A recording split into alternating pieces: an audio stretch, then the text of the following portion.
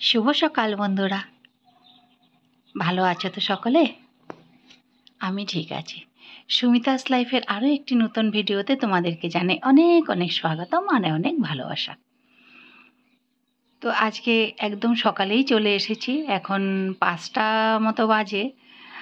আর ভিতরকার কাজ সেরে বাইরে একটু হেঁটে এসে এখন তোমাদেরকে ফুলগুলো দেখাচ্ছি, গাছের ফুলগুলো যা আমিও দেখি আর তোমাদেরকেও দেখাই, সেই একই কথা রোজই বলি। তো সেই আর কি, গাছে দু একটা যা ফুল ফুটেছে সেগুলোকে দেখতে না বেশ ভালো লাগে। এই দেখো, গোলাপের কুঁড়িগুলো এখন আধ ফোটা এই সময়টাতে দেখতেই বেশি ভালো লাগে। যখন পুরোটা ফুটে যায় তখন আবার আরেক রকম অন্য রকমের মনে হয়।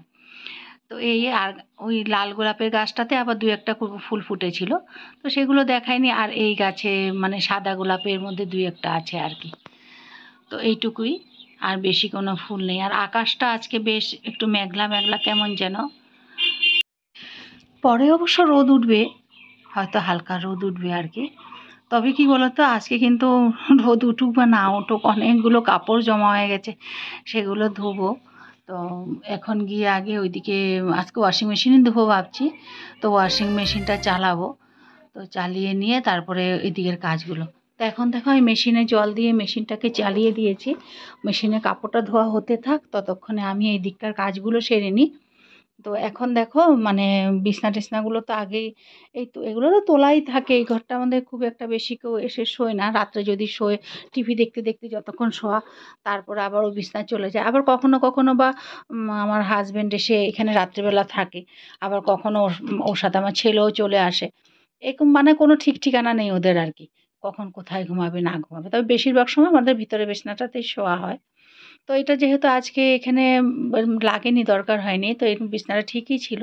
তো আর একটু যা গোছালা ছিল সেগুলোকে গুছিয়ে নিয়েছি।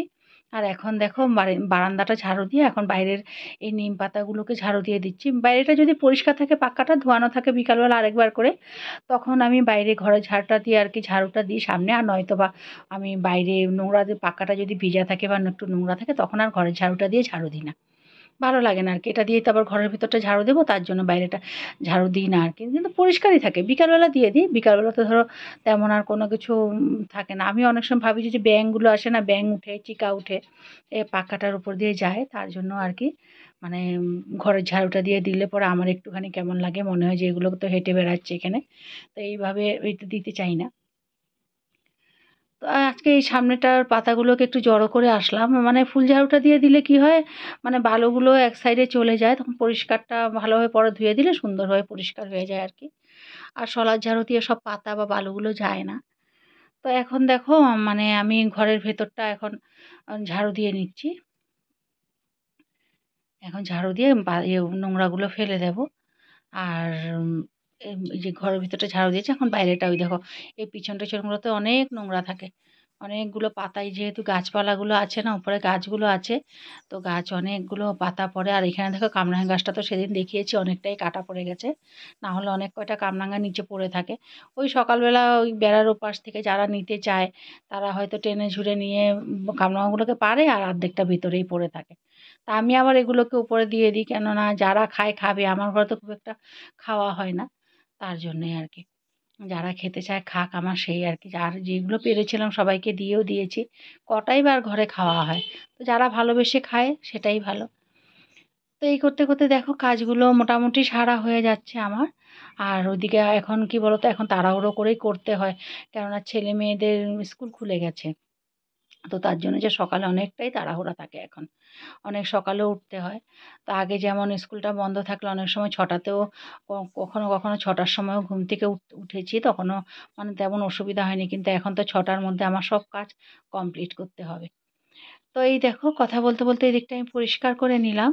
তো এখন বাইরের দিকটাও একটুখানি ঝাড়ু দিয়ে দেবো, যেহেতু গেটের সামনেটা মানে পরিষ্কার না থাকলে ভালো লাগে না।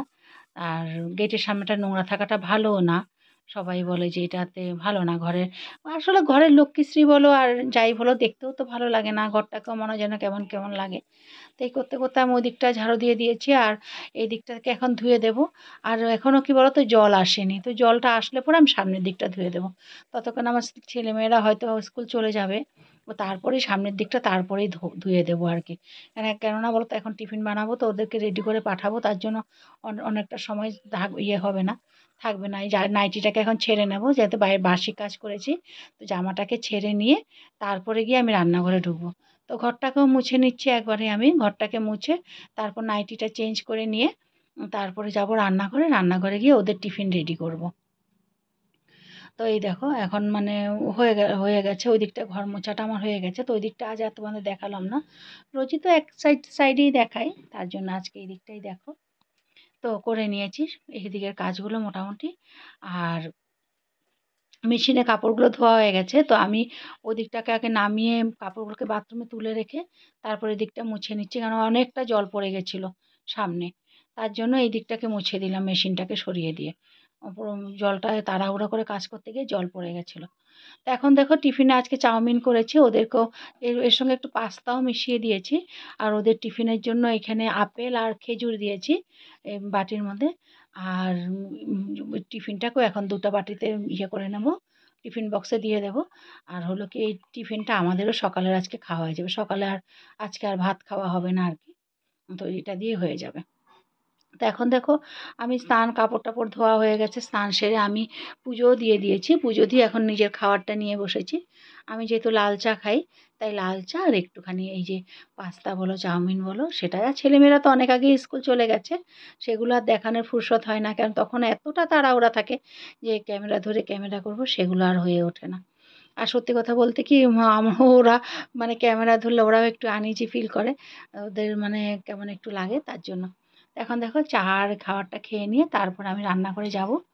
তো আজকে চাটা দেখো বেশ ভালো লাগছে, আদা টাদা কিচ্ছু দিইনি, শুধু প্লেন লাল চা আর কি।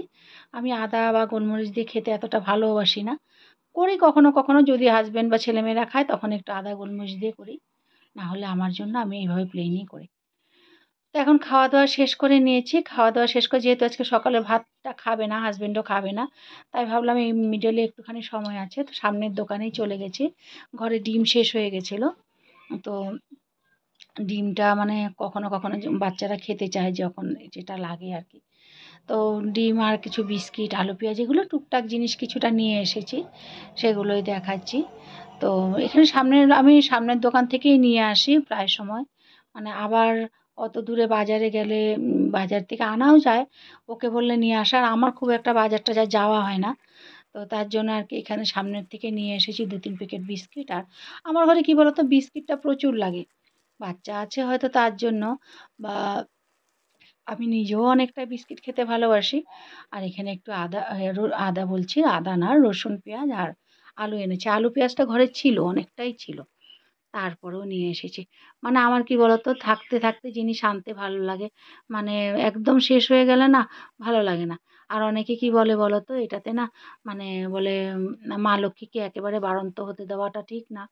এগুলো যেহেতু ঘরের একটু লক্ষ্মী জিনিসই বলতে পারো, সব কিছু যেন একটু একটু থাকতেই মানুষ নিয়ে আসে, সেটাই চেষ্টা করি আমিও। মানে ঘরের শ্রীবৃদ্ধির কথা তো সবাই ভাবে, সব মেয়েরাই ভাবে। তা আমিও যেহেতু এগুলো যে মানে টুকটাক মানে জানি যে ঘরের জিনিস ফুরিয়ে যেতে দেওয়া যায় না, এগুলোকে থাকতে একটু আনতে হয়, তাই আমি একটু থাকতে থাকতেই নিয়ে আসি। তো আজ অবশ্য অনেকটাই ছিল, যেহেতু দোকানে গেছিলাম তাই নিয়ে চলে এসেছি। আর ডিমটা আনার জন্যেও মেন উদ্দেশ্য ছিল, ডিম ঘরে ছিল প্রায় 3-4টার মতো, কিন্তু হঠাৎ করে হয়তো বা যখন লাগবে তখন অনেক কটা ডিম লাগবে। আমি দেখো ডিমগুলোকে আগে ঝুড়ির মধ্যে নিচ্ছি এই জন্য, যাতে ধুয়ে নেব। ডিমগুলোকে জল দিয়ে ধুয়ে তারপরেই রাখছি, ধোয়াটা তোমাদেরকে আর দেখালাম না।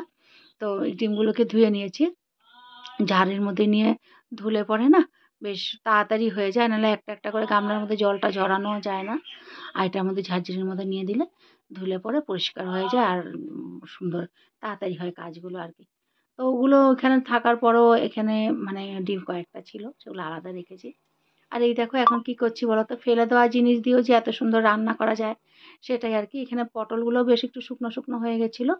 আর দুধটা আজকে গরম পড়েছে দেখে না দুধটা ফেটে যায়, মানে কয়েকদিন সেদিনও দুধ ফেটেছে, ফেলে দিয়েছি। আজকে কি করবো ভাবছি, সেই পটলগুলোর মধ্যে না একটু চারমগজ আর একটু বাদাম বাটা দিয়ে প্রথমে পটলটা ভেজে নিয়ে তারপরে চারমগজ আর বাদাম বাটা দিয়ে পটলটাকে একটুখানি করেছি, আর এই যে ছানা, ফাটা ছানাটাকে দিয়ে দিয়েছি। সত্যি কথা বলতে বন্ধু আমি ভাবিনি যে এতটা টেস্ট হবে। আর নামানোর আগে একটুখানি ঘি দিয়েছি। সেই সামান্য সাধারণ রান্না, কিন্তু এত ভালো লেগেছিল, সবাই খেতে মানে ভালো লেগেছে। ছেলেমেয়েরা বলছে, "মা, এবার থেকে দুধ কাটলে না এইভাবেই করে নিও।" বেশ ভালো হয়েছিল খেতে, সত্যিই ভালো হয়েছিল। তো শুকিয়ে যাওয়া পটল আর এই ফেটে যাওয়া ছানা, যে ওই ফেলে দেওয়া জিনিস, সেগুলো দিয়ে একটা দারুণ একটা রান্না হয়ে গেল।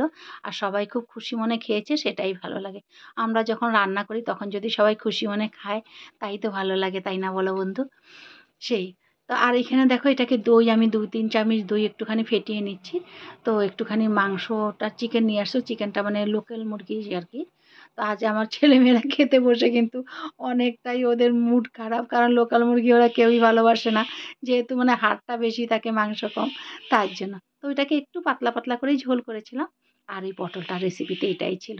এখন সন্ধ্যাবেলা, সন্ধ্যাটা দিয়ে নিচ্ছি। আর এই যে ধূপটা দেখিয়ে নিচ্ছি, সন্ধ্যা দেওয়া ওই দিকটা হয়ে গেছে। বাইরেটা দেখিয়ে আমি ঘরের ভিতর দেখিয়ে দিচ্ছি। তো তারপরে এই যে যে কাপড়গুলো ধুয়েছিলাম সকালে, সেগুলো তো আর আজকে তোমাদের দেখাইনি। তো কাপড়গুলোকে একটু ভাঁজ করে নিচ্ছি। সন্ধ্যার চা খাওয়া হয়ে গেছে। ছেলেমেয়েরা পড়তে চলে গেছে। এখন আমি এই কাজগুলো করছি। তো এই দেখো, কাপড় অনেক কয়টাই কাপড় ভাঁজ করে জায়গাটা জায়গায় রাখবো। তো সেই আর কি কাজ। তো সারাদিনের অনেক কাজই তোমাদের দেখিয়ে দিলাম, অনেকটা সময় তোমাদের সামনে কাটানো হয়ে গেল।